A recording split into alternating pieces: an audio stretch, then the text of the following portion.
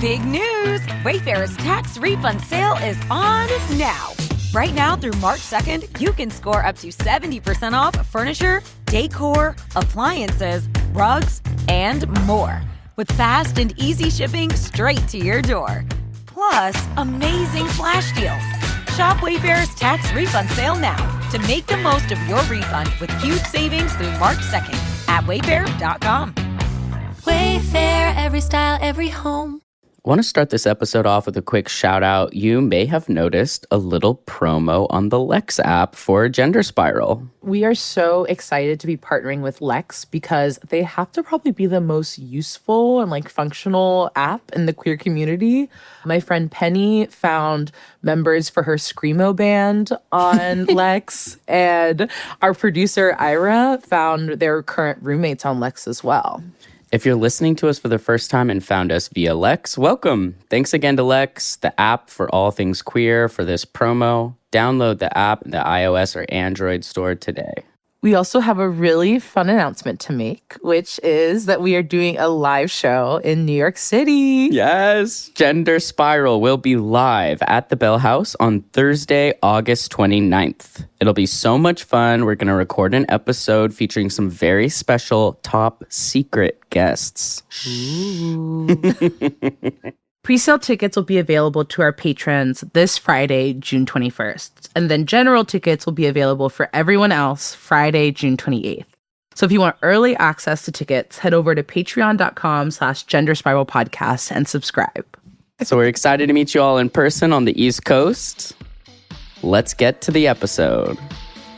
I think that sometimes there's this turning away from femininity to claim masculinity, and I think I did that and it felt good at first, and I think now I'm more curious about what parts of my old self still feel right, or does this dress I bought in 2018 still make any sense, or I feel like being slutty.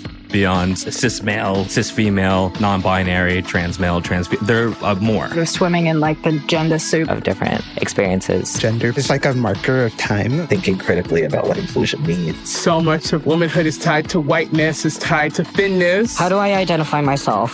Faggot. Non-binary. As femme as humanly possible. I'm a cisgender gay man. A binary trans woman. Theatrical and flamboyant. Dykes who identify as twinks. A gender conscientious objector. I just kind of forget that I have a body. Drag helped me unlock the power of my femininity within a masculine persona. Transitioning when you're older, it opens up an entire world of possibilities. I bloomed, I blossomed. Comfortable in my physical body for the first time in my whole life. Existing in a more nuanced way. In thought, in imagination, in fantasy. My gender in my head feels like the cosmos. Just fully unknowable, even to myself. I wasn't trying to be a gender. I wasn't trying to be a race. I was trying to be a point of energy in the universe. That's amazing. I love that.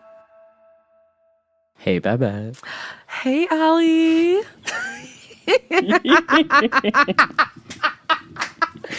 I feel like our call-in response is just the most tender, queer, gentle. It feels like I'm waking you up. I know. It's hey, baby, are you awake? I don't know why. It always sends me into a giggle. It's so funny, even though it's not funny at all. Yeah, me too. I go all week without seeing you. And I then know. It's hey, and then it's knock, nice. knock. Hey. Exactly. Hey there.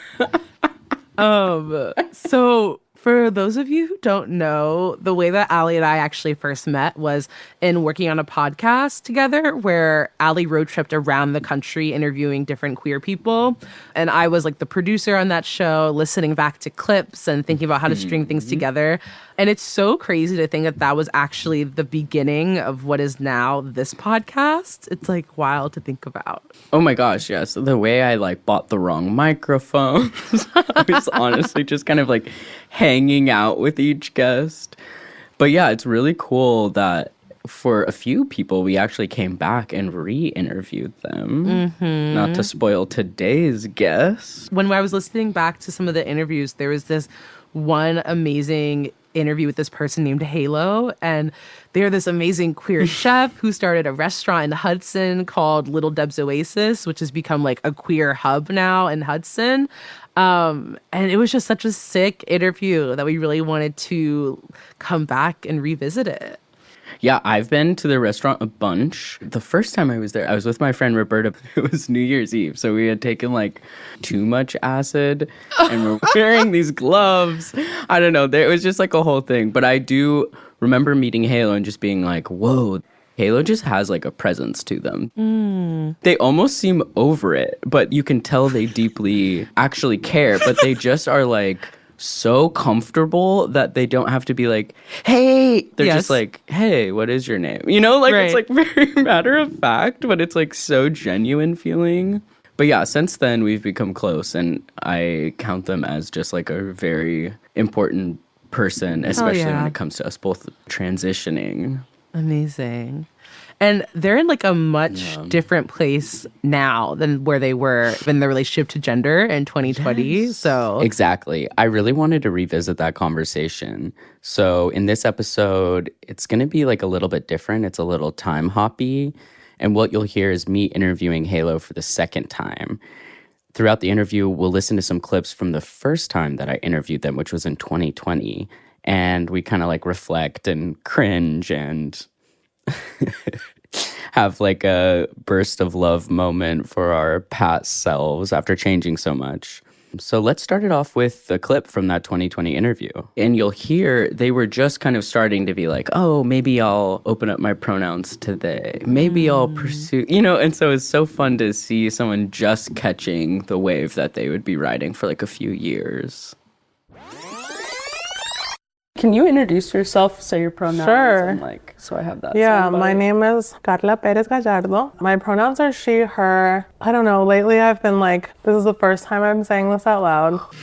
Lately I've been like opening my heart and brain to they, but I'm not there yet. Whoa. But I'm flexible. Oh my God, I love that. I just blushed, so congratulations. You run out the door. Yeah, I'm like, I'm leaving. Wow, fun. Are we doing a she, they for right now? I think she, they is fine. Might as well try on those shoes. Yay!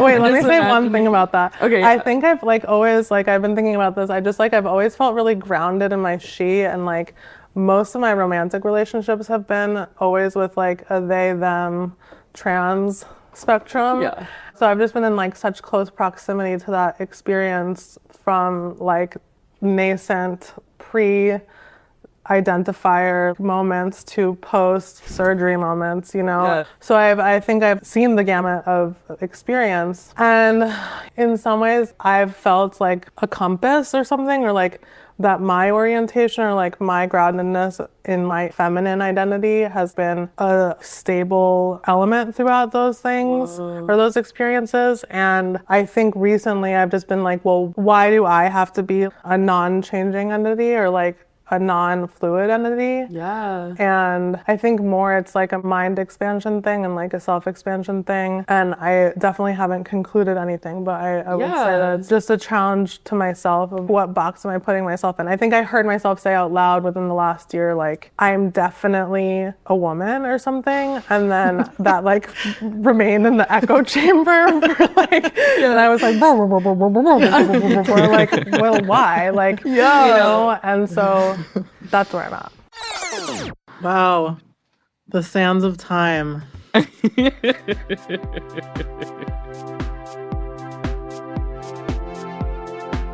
My name is Halo Perez-Gallardo. I am a person. I am a chef and an artist. The first iteration of this podcast, you were someone I really wanted to talk to, and it's crazy to listen to now because we've both changed so much. Time really does that. Yeah, dude. I mean, that resonates still. Yeah, for sure. yeah. Which part stuck out to you the most? I mean, I think from the little things like hearing how different my voice is, and then that anecdote I shared about feeling like the compass in my romantic relationships. Certainly, the longer I've had time to process that, the more that I've been like, yeah, wow, like that was really happening for me. I think I spent most of my teens and like 20s of coming into myself a lot as like an anchor to anyone that I was in a romantic relationship with. And it's something I've been working on in Codependence Anonymous and stuff like that. But I think that work has made me be like, okay, like literally who am I outside of romance and like outside of comparing or being something else? Not comparing because it was never like competitive in that way, but by like, yeah, like that place where I'm like, what growth did I not allow myself as I was the stable force for someone else in gender or in other terms. Totally. So it's been really freeing and cool to like do the exploration that I've been doing. Yeah, totally. So we use this word stable, but I'm also curious about like the femininity, because like gender can be so relational, especially in a relationship where you're kind of like, oh, as you get more and more mask, would it just really confuse us both if I did that too? Or how do I find my own version of masculine expression as like your quote unquote girlfriend? You know? Right. Yeah. I mean, I think in the relationships I was in when I was more femme presenting, I did not feel like there was a lot of room for me to do that exploration. And totally. There were times I tried to talk about it or tried to actually like medicalize during one of those relationships. And I ended up not going through with it. You know, I did it for a little while and then I stopped. So yeah, I think that there was like a fear factor there for my partners at the time and weird shame stuff that came up for me where no one was telling me like stop or like that's horrible, I don't like it, you know, but like I was deciding that for myself based on projections or based on little comments or like support I didn't feel like I was getting. And I haven't like processed that extensively with those exes. So I don't know what was actually happening for them for the most part, but whatever it came down to, like I made those choices too. Yeah. To be honest, I haven't been in a relationship for the last like year and a half or two. And the last person I dated was a trans woman. So that really changed, I think, my own ability to give myself the freedom that I wanted. Totally. Mainly being single and then also dating someone on a different side of the trans spectrum, for sure. Yeah. How would you say your experience of gender has evolved since this clip, since 2020? Well, it's so interesting that we're having this conversation today because I stopped taking tea like 2 weeks ago. Wow. And I've loved so much of what my experience on testosterone has brought into my life. Definitely in like the physical aspects and some of the emotional ones too. But my main reason for slowing down or doing a period of testosterone cleanse or whatever is to get back in touch with my feelings. Because I think the main thing for me was feeling completely dislocated from almost any kind of emotion. Before taking testosterone, I identified as like a deeply feeling person who is like super passionate and like gets excited and like has desires and like goes towards them and can really imagine what I want and like run towards it and feels sad and can cry and can feel just like the full spectrum. I don't know scientifically if this is exactly tied to testosterone. I mean, the last year especially has been so dark for the world. So there's all sorts of other environmental factors. But I think in general, I definitely quickly noticed a shift in my emotional landscape on tea. And there was relief there in being like, okay, like I don't cry all the time anymore at the drop of a hat or whatever. But, you know, it had been like 2 years. And I think the deeper I got into that experience, I started to just be like, where is any depth of feeling? Like, I can't access it. My friend died and I couldn't cry. Yeah. I was like, I know that I am sad, but like, I cannot access the experience of sadness. Wow. And the same thing was happening to me in terms of desire.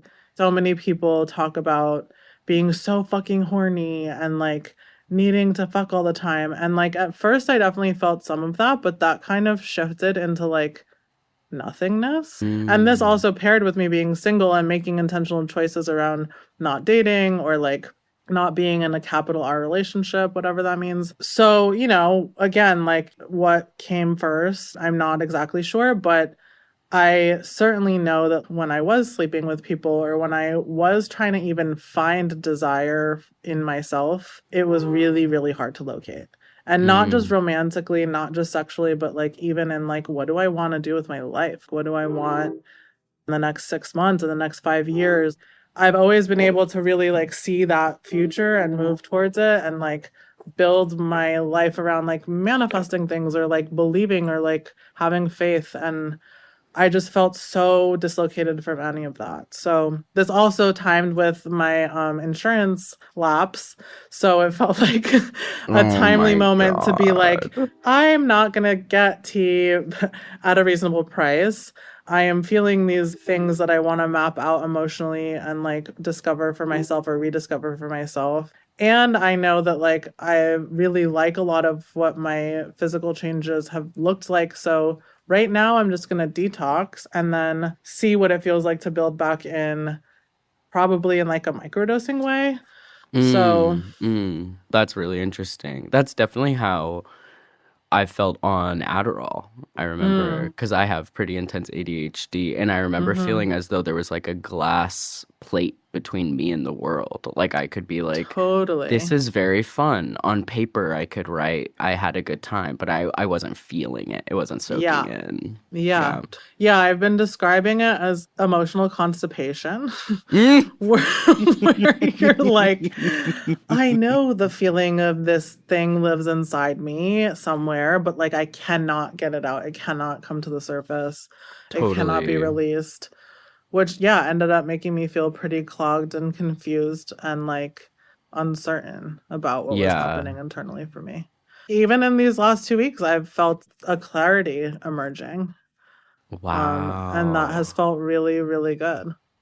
That's really cool that you can know that you need that. This is like a great step for you, it sounds like. I think so. Yeah. I mean, I was talking with another trans friend who was like, I feel like for you, being like far from your feelings is just like not an option. Totally. Wow. I've had the same thing with emotions. I feel like I was a tears of joy kind of person, and I don't have that anymore. And the most I can get is like a well. Totally. Like my eyes will well a little bit, but then it subsides like pretty immediately. And that was really interesting to me. I feel that like across the board. And I think the thing that disturbed me the most was just like not even being able to like locate desire. Again, I don't just mean sexually, but desire for anything. Passion. Yeah, and tears fucking matter. Yeah, when I was listening back to the clip and you were talking about like, did you say like the binariness of gender? Yeah. Yeah, I'm certainly not binary as a person. And I think if we have a criticism or if I have a criticism of masculinity socially on a large level, it's like how difficult it is for men to express their emotions. Then to experience myself experiencing that was definitely a moment where I was like, I've never wanted to become a man. Like, that's not what my gender story is. Mm-hmm. So what does that mean then for me when I'm experiencing this thing that I associate with the negative parts of masculinity and that I don't want to like lose entirely in myself? What are the scales in between there where I will feel good about my level of emotional experience? Yeah, speaking of binariness, which parts of masculine and feminine work for you, if any? I mean, I don't know. It's like all over the place. When I first started taking tea during that first year, it was like I immediately felt like a shift where I was like, my entire wardrobe has to change. Like, I only wear baggy pants. I only wear baggy extra large shirts. We can cut this if you want, but you're like, I'm gonna wear baggy pants with a thong showing. So I want to highlight that and be like, that's such an inspiration. But that's what I mean. It was like I never wore thongs before that, and then suddenly I was like, and now I need to wear a thong. Obsessed. I've never wanted top surgery and I still don't, but I'm like, but maybe I do want smaller tits, but like, will I do that? Like, will I invest the money in that? Probably not. And then it was like before tea, I like really had baby fever, and then that subsided on it. But then I was like, actually, like, I'm of the age, right? I'm 36, where it's like, whether I'm on tea or not on tea, like, I kind of need to think about this. Mm-hmm. And now I'm like, okay, I do think I want kids, but like, I don't really care if they're biological. But if I could do it biologically, I would. So like, what does that mean? Certainly haven't done anything to like make that happen, such as like freezing my eggs or something. I can't afford that, so. Well, you're going off tea, so you could potentially carry. Oh yeah, I could potentially carry. People on tea carry all the time. That also happens. Yeah. So you never know. So I feel like now I'm like back to some other part of the spectrum where I'm still in the same spectrum, but it's just turned around a little. It's like thinking about what I want to wear this summer. Like yesterday I wore a corset over a sports bra with baggy pants, you know, and I was like, this works for me today. But yeah, I think that sometimes there's this like turning away from femininity to like claim masculinity. And I think I did that and it felt good at first. And I think now I'm more curious about like, yeah, what parts of like my old self still feel right? Or like, does this dress I bought in 2018 still make any sense? Or like, I feel like being slutty, so I'm going to like wear my mini skirt or whatever, you know? That sounds fun. It sounds like you're doing a really cool like audit of all the different versions and mixing, and it's very chef of An you. audit is a good idea. Yeah. Taking inventory. I think within queer culture, there is definitely the social pressure to like be a certain kind of queer, or like to be the most mind expansion, or to be like the most flexible.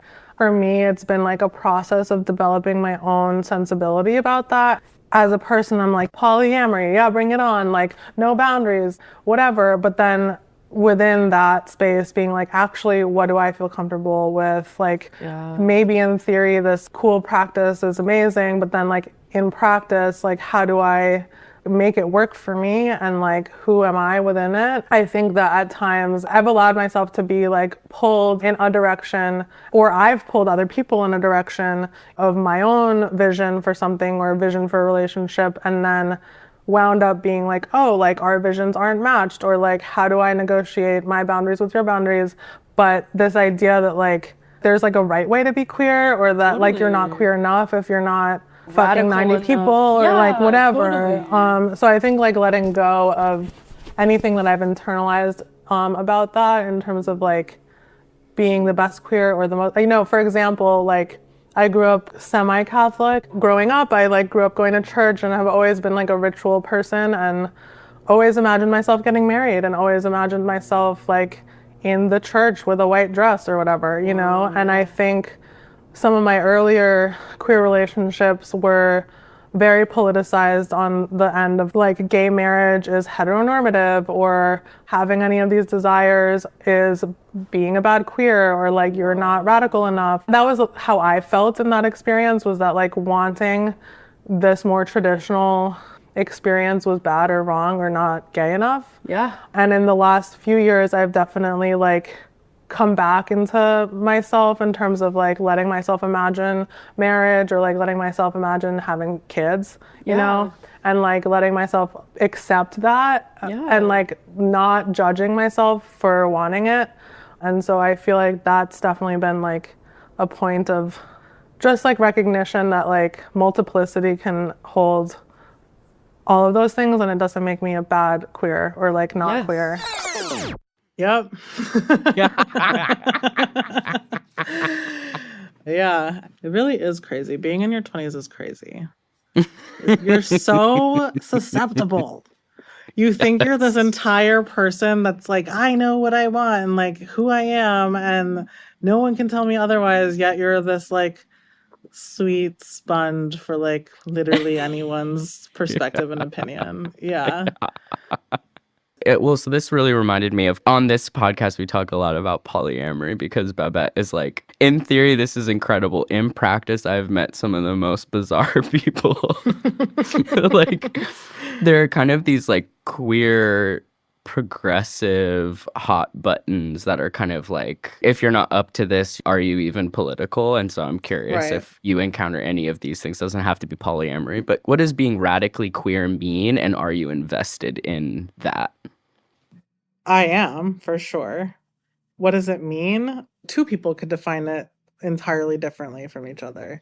Polyamory, yeah, remember like the In and Out New Year's Eve list 2 years ago where like polyamory is in, and then like last year everyone was like polyamory is out. Yeah. Like I feel like there's queer culture is very current. Queer culture is like creating itself every day.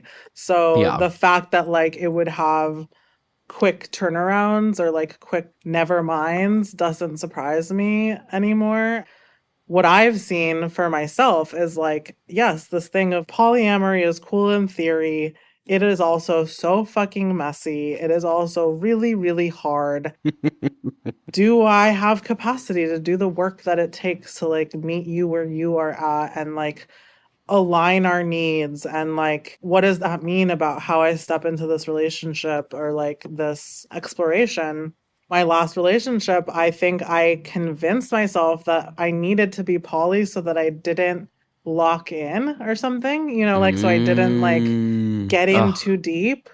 Tale as old as time. Yeah. And like, I got in deep anyway. And then the poly just added like this unnecessary layer of drama that I'm just like, why did we do that to ourselves? Mm-hmm. And the person I was dating, I don't even like think was invested in poly anyway. And in some ways, I think we both did that to ourselves. So yeah, I don't know. I mean, I'm very curious, whatever relationship I end up next, like what it will bring. Yeah. Part of me is like, I'm probably going to be monogamous. Like, no offense. Like, I'm 36 now. I'm not trying to be tired. Like, I'm trying to like snuggle and like, I don't know, rave together, go to church. Like, who cares? You know, so yeah, I don't know. I just am like definitely in a different place where like I love the idea of it. Sure, if I met two people, if I met a couple that I wanted to date, I would do it. Like that sounds so fun. But like if the dynamic actually doesn't lend itself to that, and the dynamic is like we are in a place of monogamy, like I also feel like I can do that. Like that feels good to me. So, you know, It's also so circumstantial. I think there was a period in my life where it was like, I need to be in the driver's seat about how this will be, rather than being like, what is the actual dynamic need? Yeah. It's like a tool and not an ultimatum or something like that. Yeah. And like, know, I think for me, it's not an identity. Yes. It's circumstantial. And I think there was a period where I was like, I needed to like own it as an identity to like move through the world. And I just don't feel that way anymore. Yeah, totally. Yeah. I feel like when I read Polysecure, it was like the perfect crystallized experience of what polyamory would mean to me, which I was like, what a cool, sexy book. Me and my partner each got this. Can't wait to crack it open. Now I'm weeping about how I was raised. Like, God, it's such a read about like your parents' parenting style and any gaps there. And I'm just like, are we gonna get to the like hooking up part? Like, it's like, no. It's like, you're gonna no. get one anecdote about Susie and Lizzie, and like that's it. Yeah. Kitchens are, I would imagine, not necessarily queer friendly. I mean, I think in my experience, for sure, they were not.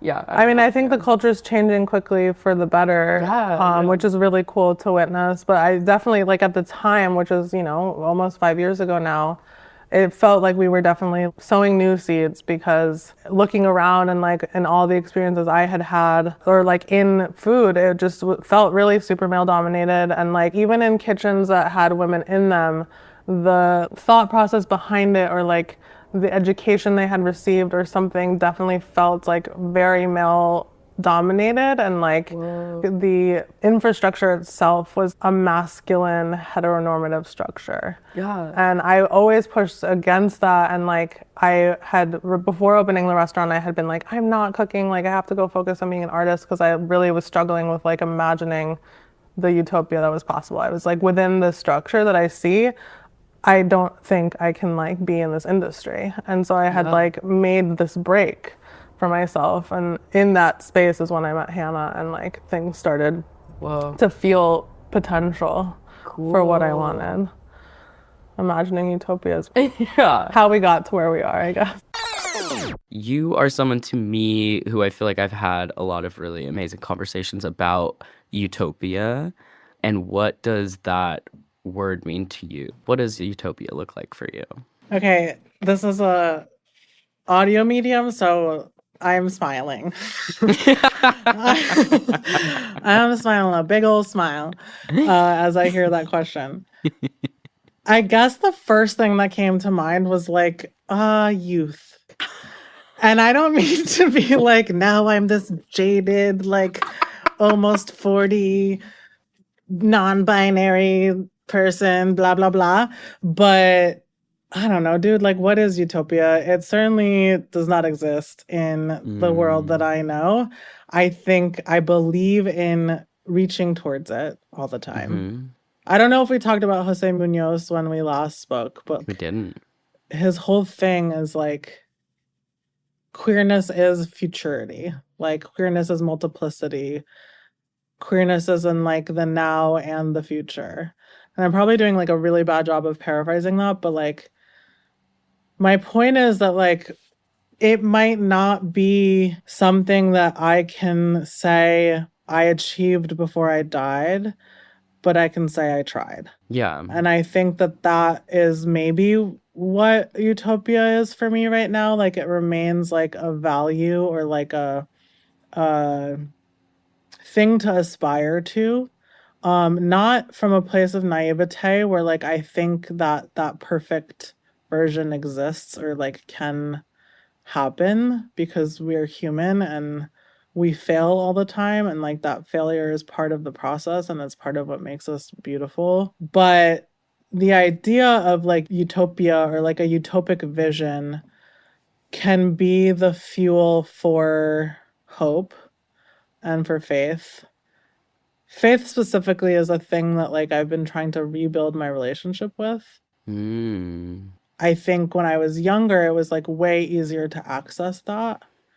And maybe this ties back into like my experience with tea, but I think in the last few years, it's been really hard for me to find the faith, to have the clarity of vision, to imagine the utopia that I want.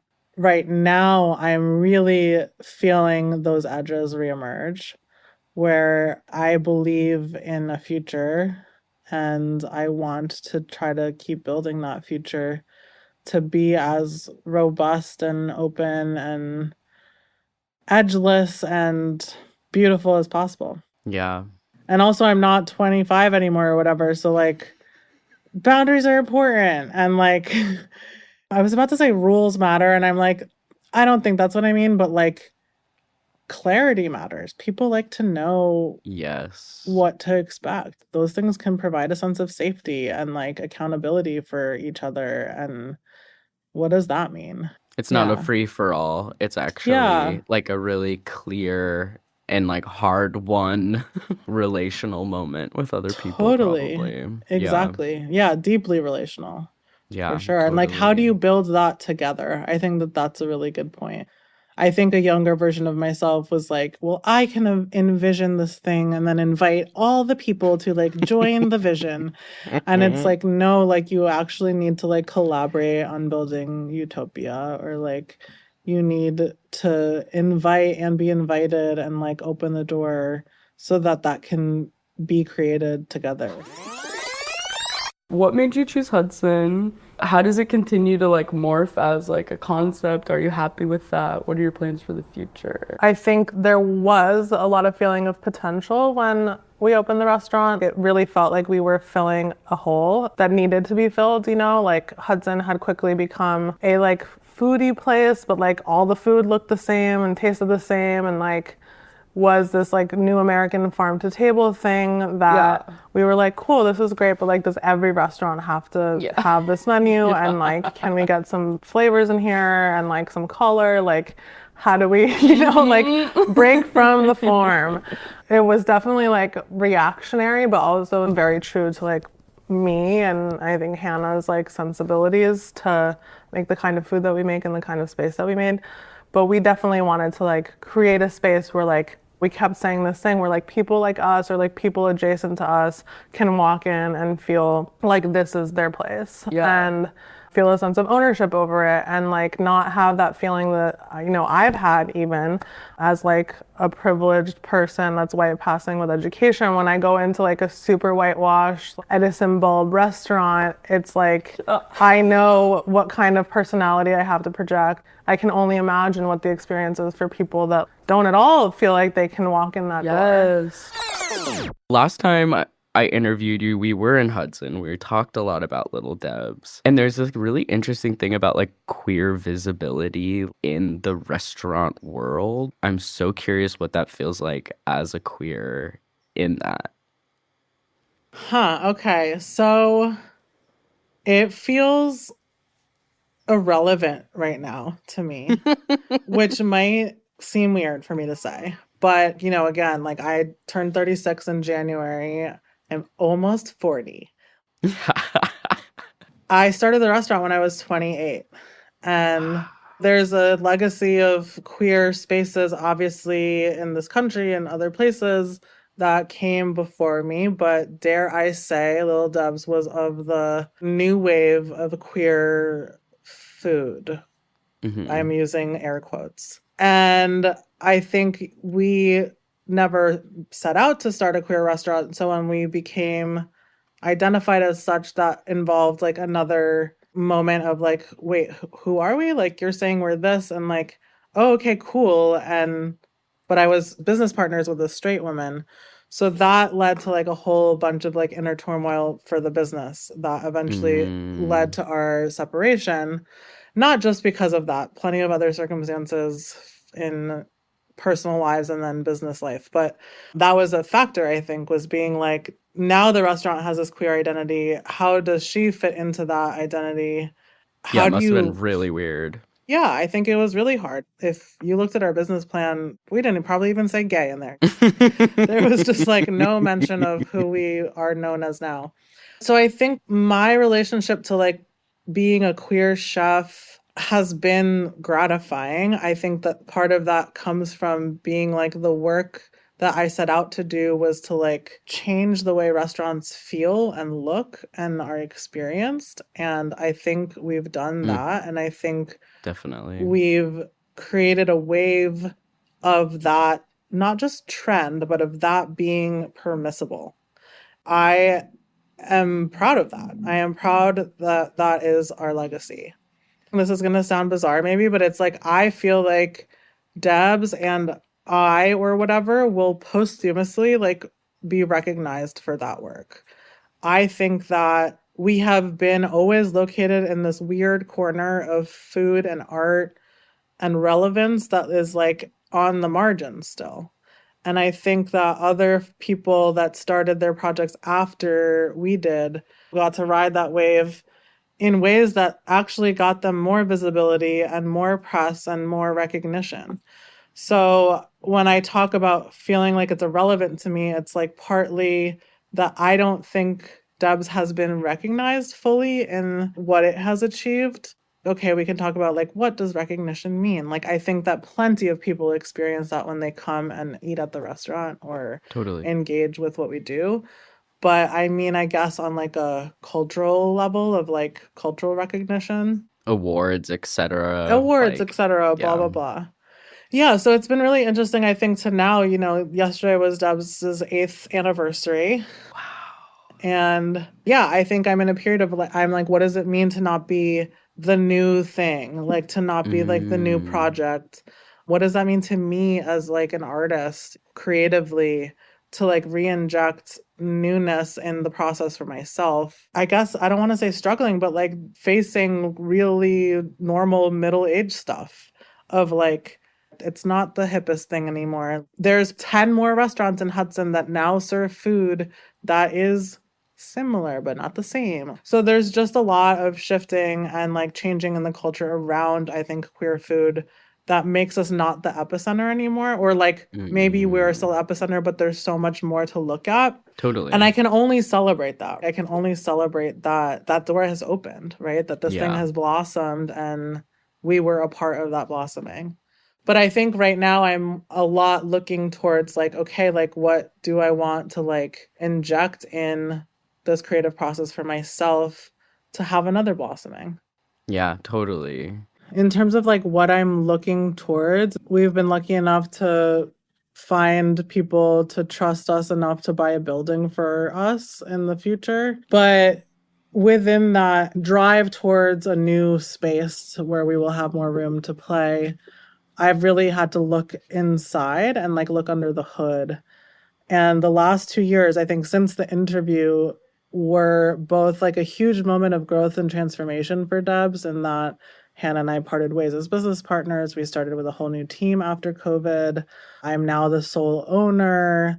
I had a whole new staff that brought both this like new energy and like a whole new set of experiences that they then would share with us as they worked in the space. And I think that process of like looking and like self-editing has led me to be like, we still have work to do. There is still work to do in the industry of food to change the way it functions. And Debs did do a lot, and I think did open these doors to a new way of food culture and like restaurant culture to look and feel. And the work isn't done. So I think the next chapter for me is about looking at how we've failed, not from a place of criticism, but from a place of rebuilding and reimagining. For me, that also involves being like, I don't want to be an owner. Like, what are the options, dude?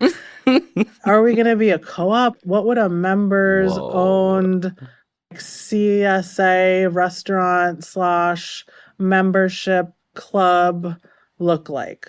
What does it look like if it's worker owned? Who owns it? Do servers want to own it? Maybe, maybe not. Like, maybe one does, maybe one doesn't. Yeah. You know, so really, really trying to think outside the box, because I think there was a period where I was like, I don't believe in restaurants anymore. And that's not a good feeling when you run one. Totally. But now I'm like, you know what? I do. But they have to be different. It's beautiful and it's still not enough. So how do you like reach within and make it enough for yourself and for the world that you believe in? So totally. That's my homework.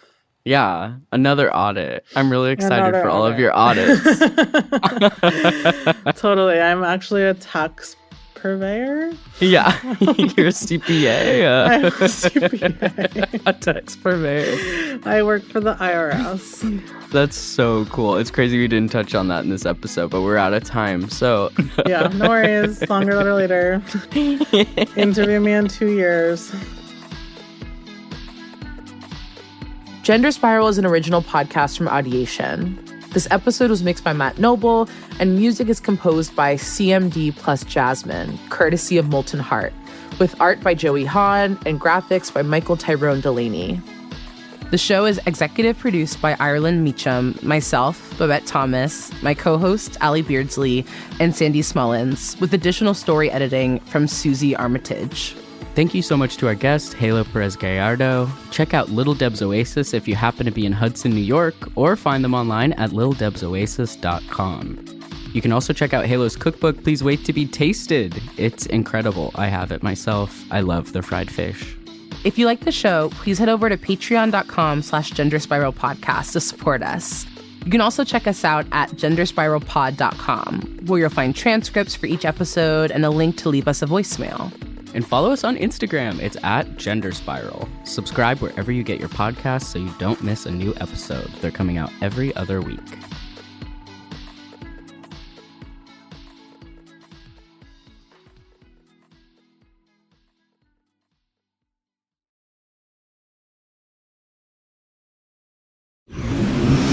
Audiation.